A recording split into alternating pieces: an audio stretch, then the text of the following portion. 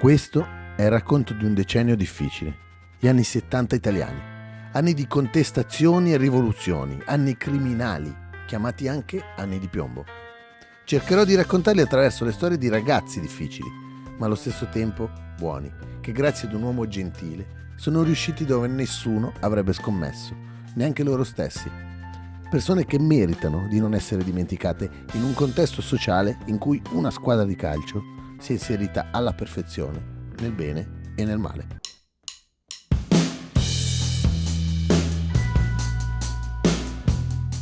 Alcuni treni che si trovano in diverse stazioni ferroviarie italiane esplodono a causa di ordigni che provocano in totale il ferimento di 12 persone e ingenti danni. Al rientro dalle ferie, la Fiat sospende da lavoro 25.000 operai, si scatenano forti proteste, inizia l'autunno caldo. Scoppiano 5 bombe in meno di un'ora, tra Roma e Milano. La peggiore, la più grave, la più forte è a Milano, in piazza Fontana.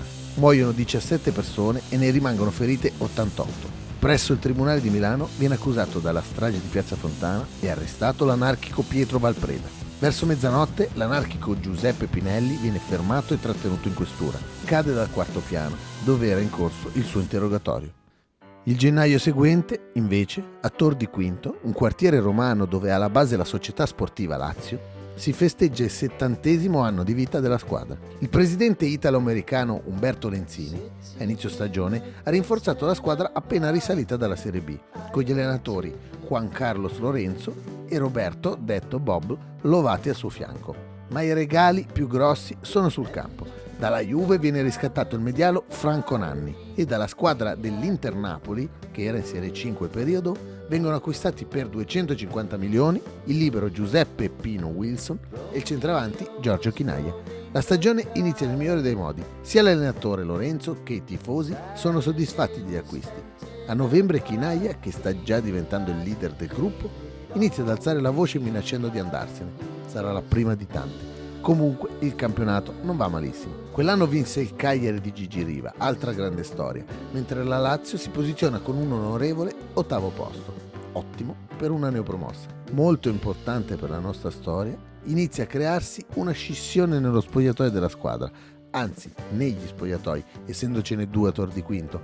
2 gruppi distinti composti da ragazzi con caratteri forti, che vogliono primeggiare per loro stessi e agli occhi di tifosi e stampa. C'è un goffo tentativo di golpe, attuato dai neofascisti con a capo Valerio Borghese, che si risolverà in nulla, compreso il processo con la soluzione di tutti gli imputati, tra cui un certo Licio Gelli. Ma il tentativo di golpe c'è stato davvero. A Roma, sponda Lazio, inizia male la stagione. La prima vittoria arriva solo a fine dicembre e il rapporto tra il presidente e l'allenatore si incrina. Lenzini ce l'ha con Lorenzo per non avergli fatto fare gli acquisti che desiderava, bloccandogli praticamente il mercato, e la squadra è in caduta libera. A febbraio lo esonera, ma a causa dell'insurrezione dei tifosi è costretto a cambiare idea, annunciando il proprio ritiro a fine stagione. Avverrà esattamente il contrario: va via Lorenzo, Lenzini rimane e la Lazio torna in B. Al congresso del PCI, Partito Comunista Italiano, Enrico Berlinguer viene eletto segretario del partito. Viene trovato il corpo dell'editore Gian Giacomo Feltrinelli. La versione ufficiale è che è morto il giorno prima a causa dell'esplosione dell'ordigno con il quale cercava di minare un traliccio dell'alta tensione. Ancora oggi non è chiara la vicenda. A Tor di Quinto, invece, al posto di Lorenzi, arriva dal Foggia l'allenatore Tommaso Maestrelli, un personaggio mite che ha raggiunto 2 promozioni con la Reggina dalla C alla B e proprio col Foggia dalla B alla A. Giorgione Chinaglia minaccia di nuovo di lasciare la squadra, ma con Maestrelli si inizia ad instaurare un rapporto come tra padre e figlio. Vale per tutti i giocatori questo pensiero. Pino Wilson diventa capitano, Chinaglia decide di rimanere e la Lazio, dopo le prime difficoltà, ritorna a volare. Battono la Roma in Coppa Italia ed è l'unica di B ad arrivare ai quarti. Fuori dal campo continuano i comportamenti anarchici dei giocatori, ma Maestrelli sapeva gestire proprio questi momenti, sapeva lasciarli sfogare perché quella foga eccessiva li caricava al contrario di quello che pensavano tutti. Sembrava troppo permissivo, avendo però un carattere deciso. Così meritò il rispetto di tutte quelle teste diverse tra loro. Quando doveva dire qualcosa a qualcuno, lo prendeva da parte e capiva le giuste corde da toccare con quella specifica persona. e i biancocelesti fanno un girone di ritorno formidabile, centrando la promozione nella massima serie. Viene arrestato il boss mafioso Tommaso Buscetta, estradato dal Brasile e condannato a 14 anni di carcere. Sempre a Roma, il presidente della Lazio, Lenzini, opera sul mercato estivo in maniera importante, visto il ritorno in Serie A, con il portiere Felice Pulici, la mezzala Re Cecconi, scelta esclusiva di Maestrelli, il regista Frustaluppi e l'ala Garlaschelli, che trovano un ambiente euforico e motivatissimo. Maestrelli ha il merito di mantenere la formazione così com'era, nonostante un precampionato negativo, essendo sicuro che fosse solo un problema di condizione, convincendo anche i tifosi che un giorno arrivarono a tor di quinto, coprendolo di insulti. Lui, per tutta risposta, ordinò di farli entrare. Andò a parlarci e dopo 5 minuti gli stessi tifosi, che prima gli inveivano contro, iniziarono a cantare i cori a favore della squadra. Questo era Maestrelli. Infatti, dopo poche giornate, la Lazio si dimostra la rivelazione del campionato. E più passa il tempo, più venne confermata questa sensazione, vincendo il derby più atteso di sempre e poi rimanendo attaccata al treno delle prime con Milan e Juventus. Chinaglia è sempre più fondamentale. La squadra viene paragonata all'Ajax del calcio totale di Cruyff. Nel derby di ritorno, all'inizio del secondo tempo, Maestrelli non si trova e rientrerà solo a partita iniziata. Si scoprirà poi che stava litigando con il proprio presidente Lenzini, che aveva allontanato in malo modo i suoi 2 figli, i gemelli, che erano fuori dagli spogliatoi giocando con qualcosa. A quanto pare lo infastidivano. Praticamente una sceneggiata. Però una di quelle situazioni che potevano solo caricare una squadra come quella. Risultato finale 2-0 per la Lazio. Sono tanti i controsensi. Come fa una squadra che vive costantemente di rabbia, litigi e contrasti ad essere così compatta e competitiva in campo? Non si spiega, o meglio, lo hanno saputo spiegare solo loro dimostrandolo. I tifosi sognano davvero. Quando il Milan arriva all'Olimpico è match scudetto e Chinaglia non delude. Nonostante le polemiche per un gol regolare annullato al Milan, la partita finisce 2-1. All'ultima giornata il Milan è a 44, Lazio e Juve a 43. Sarà una giornata strana, con tante cose poco chiare che ho già raccontato nel dettaglio in un video dedicato che vedete qui sopra. Fatto sta che il sogno biancoceleste svanisce con la sconfitta a Napoli. La Lazio finisce terza, ma il bilancio è più che positivo. Giocarsi lo scudetto all'ultima giornata da neopromossa è tutto dire. Le Brigate Rosse rapiscono il magistrato Mario Sossi.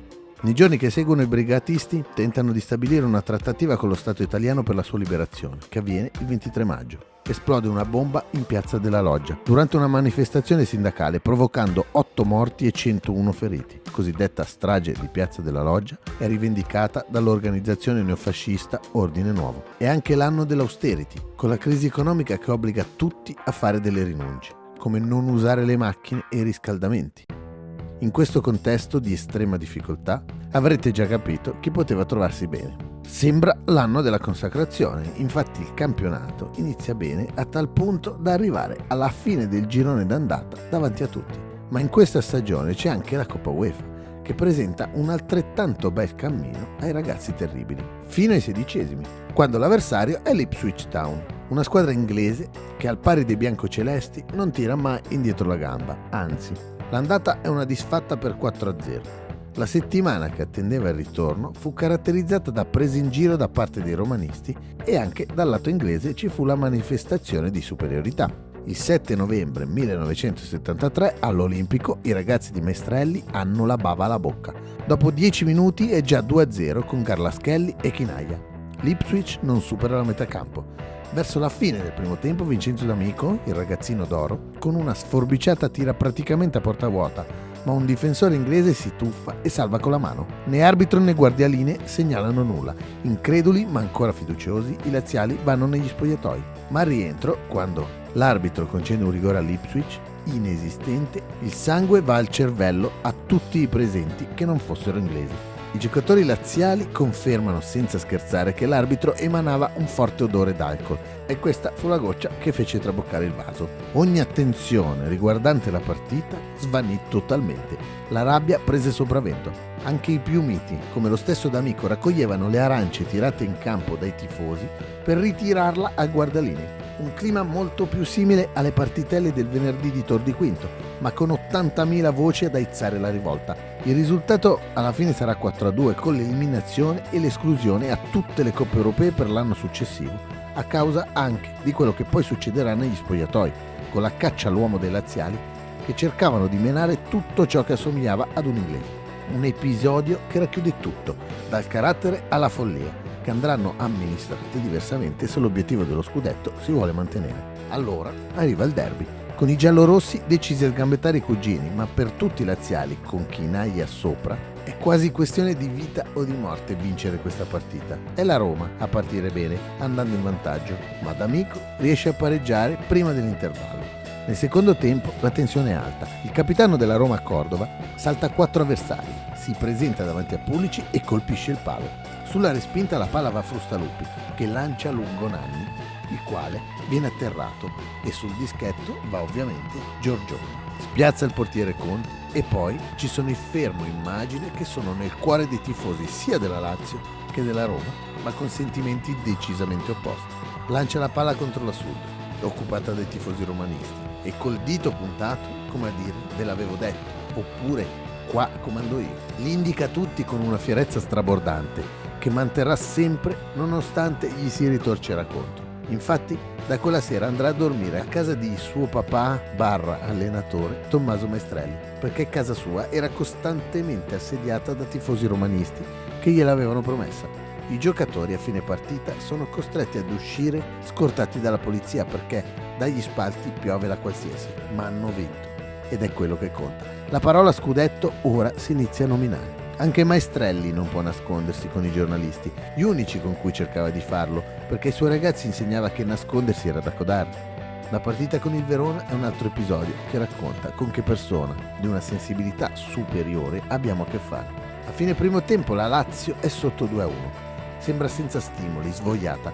Quando i giocatori stanno entrando negli spogliatoi per la pausa, si ritrovano Maestrelli che gli blocca il passaggio, obbligandoli a tornare subito in campo. Adesso tornate là fuori e glielo spiegate voi a tutta questa gente perché state giocando così. I giocatori increduli si rimettono ognuno nella sua posizione, aspettando di ricominciare. Questo gesto è riuscito nel cambiare l'atteggiamento dei propri ragazzi che erano stati toccati nell'orgoglio e lui sapeva bene quanto era fondamentale per loro. Ha intimorito gli avversari che al rientro in campo si sono trovati 11 leoni che aspettavano la preda e infine è riuscito a far capire a 80.000 persone che c'era bisogno anche di loro per vincere. Se non è sensibilità questa, inutile dire che la partita finirà 4-2.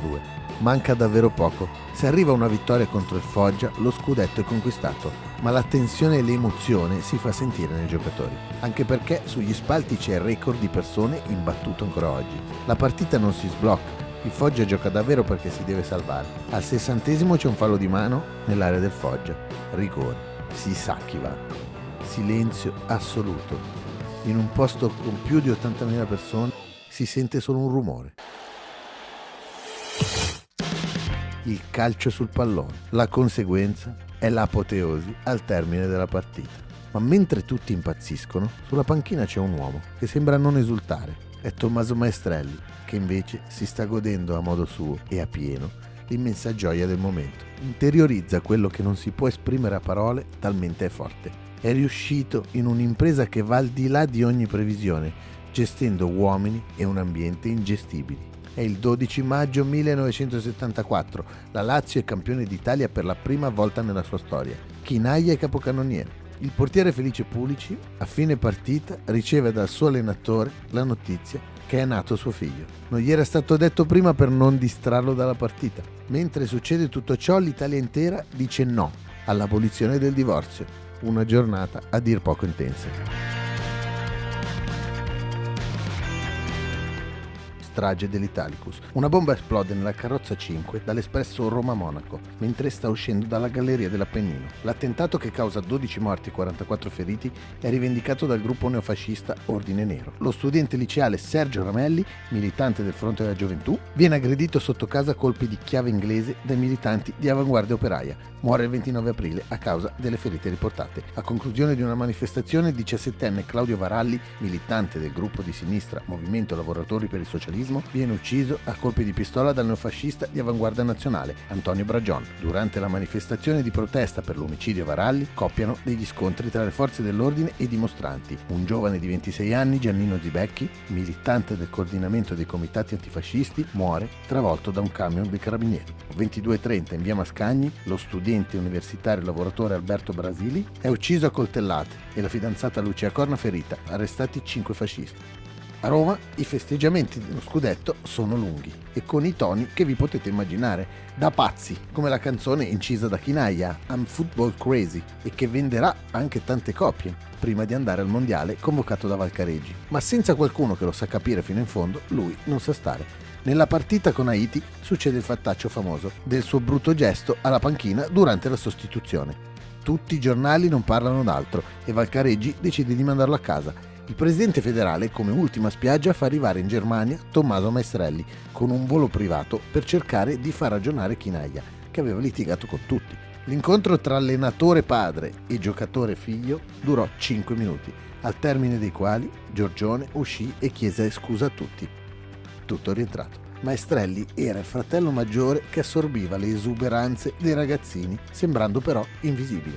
Esuberanze va preso per la parola che è, perché giravano con le pistole e fucili durante il ritiro, sparando a pochi metri di distanza dai nuovi arrivati, facendoli scappare a gambe levate per poi abbracciarli e accettarli nel gruppo. Se c'erano tifosi della Roma che andavano a disturbare con i clacson di notte fuori dall'hotel, rispondevano sparando ai lampioni per farli scappare. Con questo intendo esuberanze. Ma per Maestrelli andava bene così. L'importante era, diceva lui, che sparassero ai lampioni e non alle persone. Diciamo che li lasciava esprimere a modo loro e loro lo rispettavano come nessuno. Una delle qualità che apprezzo in Maestrelli è che prima ci tratta come amici e poi come giocatori. È il più di Roma.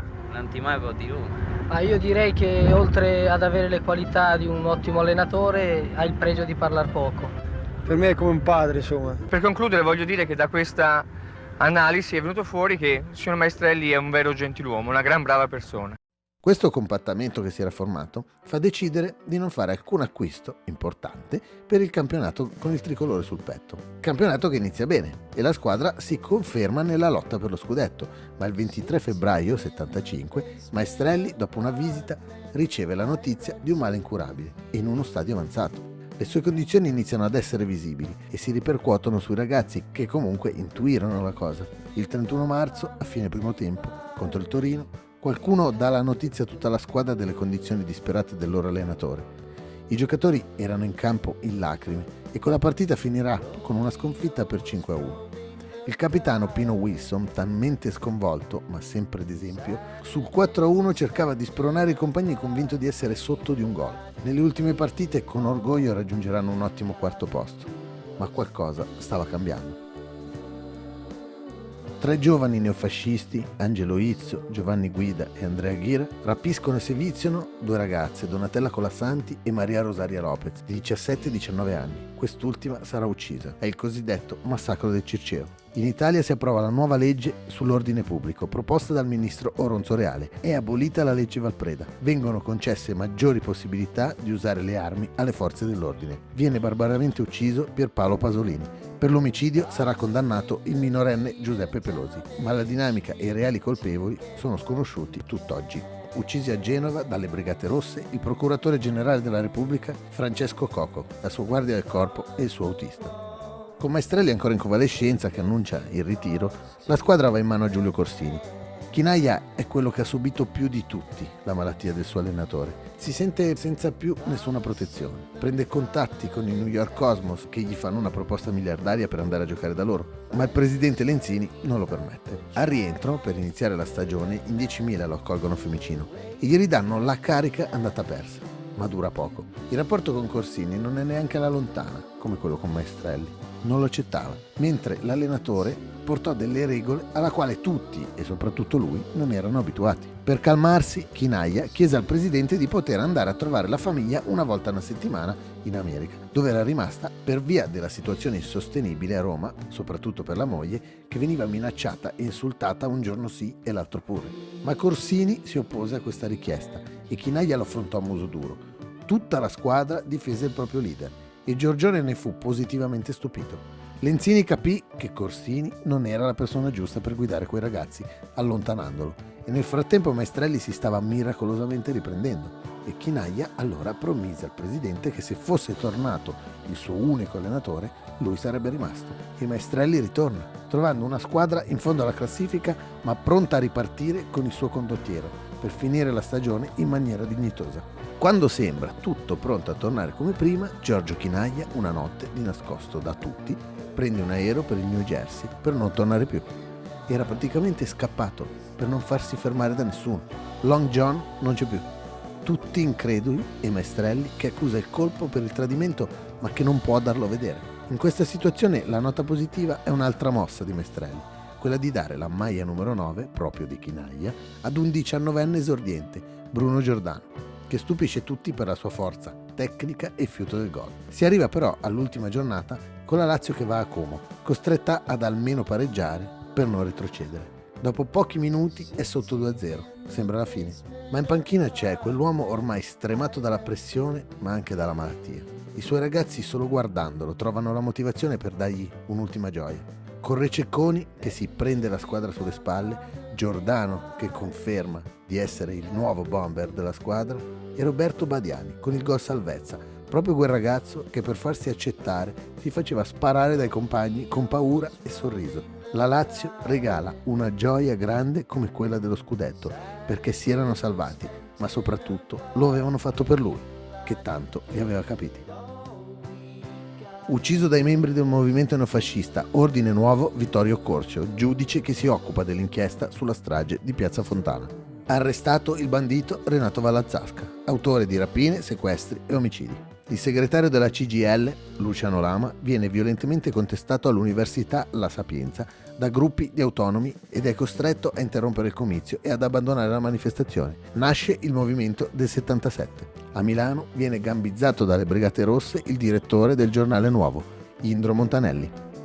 La nuova stagione riparte con la cessione definitiva di Chinaglia ai New York Cosmos. Andrà a giocare con Pelé e guadagnare molti più soldi. Lenzini è stato costretto a lasciarlo andare e si accorda con Maestrelli per dargli il ruolo da direttore sportivo, non potendo più tenere il suo posto in panchina per via della malattia. Posto che decidono, d'accordo, di dare a Luis Vinicio, già allenatore dell'Inter Napoli, di Chinaglia e Pino Wilson, che ritrova come capitano della Lazio. La squadra con Vinicio gioca un bel calcio, ma l'aggravarsi della malattia di Maestrelli pesa come un macigno sul morale dei giocatori. Lo vanno a trovare all'ospedale dopo ogni partita, fino al 2 dicembre 1976, giorno della sua scomparsa. Se n'è andato così, in silenzio, con i suoi ragazzi ad accompagnarlo. L'uomo che ha portato a termine una delle più grandi imprese sportive di sempre, dato il contesto, e anche quello lo ha fatto in silenzio, come da suo stile.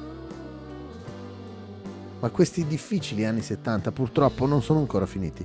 Poco più di un mese dopo, il 18 gennaio 1977, uno dei preferiti di Maestrelli, Luciano Rececconi, detto il Saggio, perché aveva una parola buona sempre per tutti, è in giro per le strade di Roma col compagno Ghedin per incontrare un amico profumiere che gli chiede di accompagnarlo dall'orafo Bruno Tabocchini per salutarlo. La storia passata come ufficiale racconta che Rececconi sia entrato con la mano in tasca fingendo di voler fare una rapina per scherzo, ma l'orefice nella sua tasca aveva una pistola vera e l'ha usata proprio contro il mediano laziale, che morirà poco dopo in ospedale. Quando lei ha estratto la pistola da questo cassetto? No, l'ha da dosso, io la tengo indosso, ho già subito una rapina io, un anno fa ho subito una rapina e con la stessa tecnica. E aveva sparato anche a lei? E anche allora ho sparato. E quindi ha sparato contro Ho sparato contro i Rececconi, ho sparato a questo che poteva sparare a me. Quanti colpi ha sparato? Un colpo, dopo nel cadere, diceva ma è uno scherzo, ma che si scherza in questa maniera? Fino ad oggi ci sono molte ombre sulla veridicità della versione dello scherzo, che però è stata presa per buona anche in tribunale, che assolverà Tabocchini per autodifesa. Ghedin, che si è salvato solo perché ha alzato le mani, sono quasi 50 anni che afferma che non ci sia stato nessuno scherzo. Fatto sta che l'aura di maledizione sembra essersi adagiata definitivamente su una squadra che, nonostante la tragedia, riuscirà a terminare la stagione al quinto posto, senza però niente da festeggiare. A Piazza Igea da un'auto vengono sparati 5 colpi di pistola contro un gruppo di giovani di sinistra. Elena Pacinelli, 19 anni, viene colpita da 3 proiettili.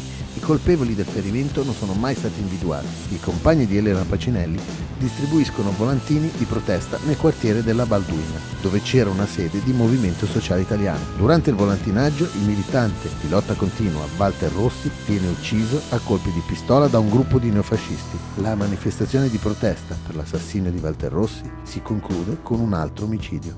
Il lancio di bombe Molotov a Bar Angelo Azzurro causa la morte dello studente Roberto Crescenzio. Le Brigate Rosse sparano 4 colpi di pistola contro il vice direttore della Stampa Carlo Casalegno, che muore 12 giorni dopo, strage di H. Larenzia.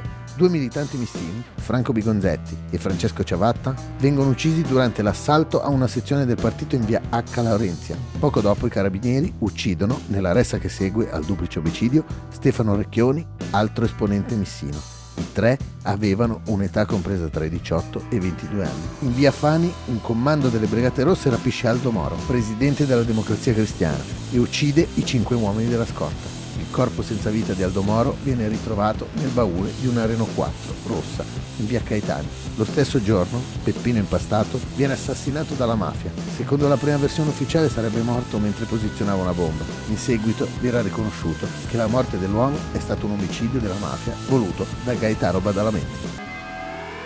L'ultima stagione del decennio chiude il cerchio amaro. Il 28 ottobre 1979 si gioca il derby della vergogna. Quando le squadre entrano in campo, il settore dei tifosi della Lazio è svuotato. Prima dell'inizio, dal settore opposto della Roma, è partito un razzo che ha attraversato tutto il campo colpendo nell'occhio il 43enne tifoso laziale Vincenzo Paparelli. Si giocherà lo stesso, terminando 1-1 e rafforzando il motivo del nome che è stato dato a questa partita. Solo qualche mese dopo, il 23 marzo 1980, la polizia entra negli stadi alla fine delle partite arrestando diversi giocatori e dirigenti per il calcio scommesse. Della Lazio vanno in manette cacciatori, Manfredonia, Giordano e il capitano Wilson, che prenderanno dai 3 ai 5 anni di squalifica anche se vinceranno la causa in seguito, mentre la Lazio a fine stagione sarà retrocessa direttamente in B. Riparte da dove è iniziata questa storia.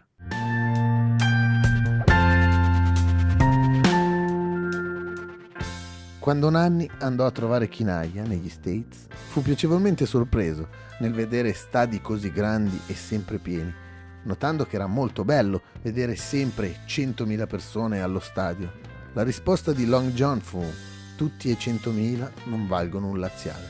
Giorgione tornerà da presidente della squadra 2 volte, ma fallendo per motivi economici. Quando morirà nel 2012, andrà a riposare a fianco dell'unica persona che lo ha capito veramente, mentre nel 2022, quando ci lascerà anche il capitano Pino Wilson, li raggiungerà.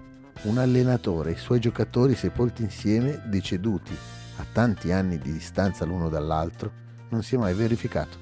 Una decade che ha lasciato segni indelebili sulla storia del nostro paese e parallelamente sulla storia di uomini che più di tutti gli altri possono essere chiamati squadra.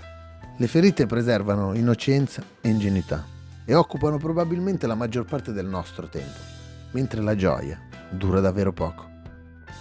Ma quando si riesce a raggiungerla, rimane per sempre.